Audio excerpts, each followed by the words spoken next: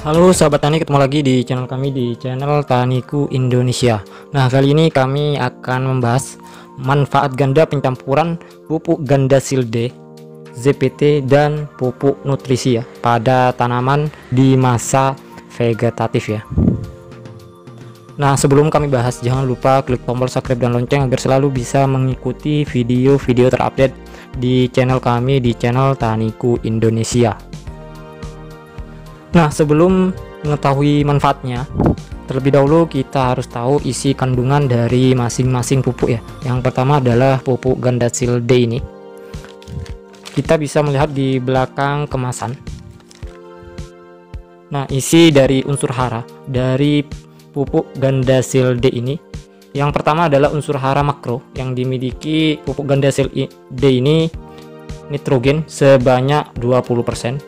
Dan fosfornya sebanyak 15% dan kaliumnya sebanyak 15% ya. Jadi yang paling tinggi adalah nitrogennya ya. Dan pupuk ganda silde ini juga dilengkapi unsur-unsur hara mikro ya. Contohnya seperti magnesium, mangan, boron, tembaga, kobalt, zinc dan vitamin-vitamin yang lainnya. Karena pupuk mikro tersebut ini adalah menunjang tanaman agar tumbuh secara normal ya. Dan selanjutnya adalah ZPT ya. Ini adalah ZPT King Deep. Dan yang terkandung pada ZPT ini atau zat pengatur tumbuh ini adalah auksin, giberlin dan sitokinin. Nah, dari ketiga bahan tersebut itu menunjang agar tanaman tumbuh secara cepat ya. Jadi dari segi akar, batang, dan daun itu tumbuhnya lebih cepat daripada biasanya karena ZPT ini untuk menyuburkan atau membelah sel ya, agar tanaman itu lebih subur ya, atau tumbuhnya lebih cepat daripada biasanya. Tapi kekurangannya apabila kita salah mengaplikasikan ZPT ini, maka bisa mengakibatkan fatal ya pada tanaman. Biasanya apabila kita berlebihan menggunakan ZPT pada tanaman, biasanya tanaman itu bunga pada tanaman cabai, contohnya pada tanaman cabai itu bisa mudah rontok ya, dan buah mudah pecah apabila kita berlebihan menggunakan ZPT ini ya.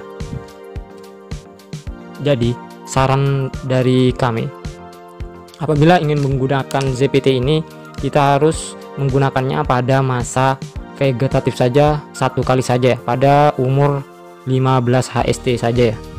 Nah, agar itu tidak terjadi atau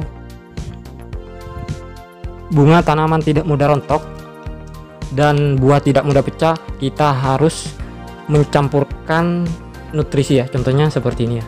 Nah, ini adalah pupuk penunjang nutrisi agar pertumbuhan tanaman tetap normal ya, meskipun tumbuhnya subur cepat tapi tanaman tetap normal ya, karena nutrisi pada tanaman itu sangat dibutuhkan ya. Nah, contohnya seperti manusia.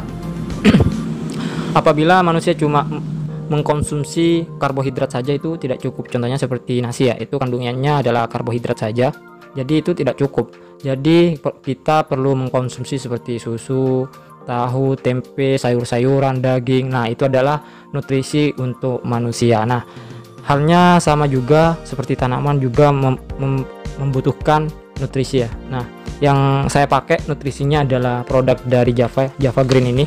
Anda bisa menggunakan pupuk nutrisi yang lain, ini hanyalah sekedar contoh saja ya. Nah, kita bisa melihat dari kandungannya pupuk nutrisi ini di belakang kemasan ya. Nah, contohnya seperti ini ya. ZN, Mana, Boron, S, Mocu, Mg. Ini adalah contoh dari kandungan pupuk nutrisi tersebut ya.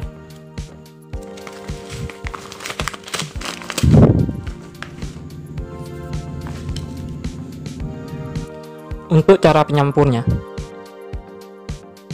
kita yang terlebih dahulu sediakan air ya. Nah, setelah disediakan air, kita masukkan pupuk ganda silde ini sebanyak 2 sendok per tangki 16 liter ya. Nah, setelah kita aduk, kita lalu campurkan ZPT-nya ya. Contohnya seperti Ginghip atau ZPT yang lain seperti Big Grow. Nah, biasanya kalau yang ini saya menggunakannya per tangki ini dijadikan, ini bentuknya seperti tablet ya. Jadi saya jadikan belah dua ya. Separuh untuk 16 liter air atau satu tangki sprayer ya. Nah, untuk pupuk Java Green-nya ini bisa menggunakan 2 sampai 3 sendok makan ya untuk tangki 16 liter. Nah, semuanya dicampurkan, diaduk. Nah, kalau bisa kita tambahi perekat, terserah mau menggunakan perekat apa ya. Kalau bisa menggunakan penembus ya, bukan perekat saja. Nah, kalau ini contohnya hanya perekat biasa ya, jadi perekat dan perata saja ya, jadi tidak ada penembusnya karena harganya ini murah ya. Nah, setelah dicampur keseluruhan, lalu kita aplikasikan pada tanaman. Untuk tanaman cabai, tomat, padi itu nggak apa-apa ya, jagung juga nggak apa-apa. Dan lihat hasilnya setelah 1 minggu atau sampai 10 hari ya. Nah, kalau saya pribadi biasanya saya melakukan seperti ini sesudah pemupukan ya. Kalau bisa waktu pengaplikasian lahan harus basah ya. Jadi kalau lahan basah atau tanah basah ya, jadi sangat menunjang pada pertumbuhan tanaman tersebut. Nah, semoga tips ini bermanfaat ya bagi para petani. Saya akhiri, assalamualaikum warahmatullahi wabarakatuh.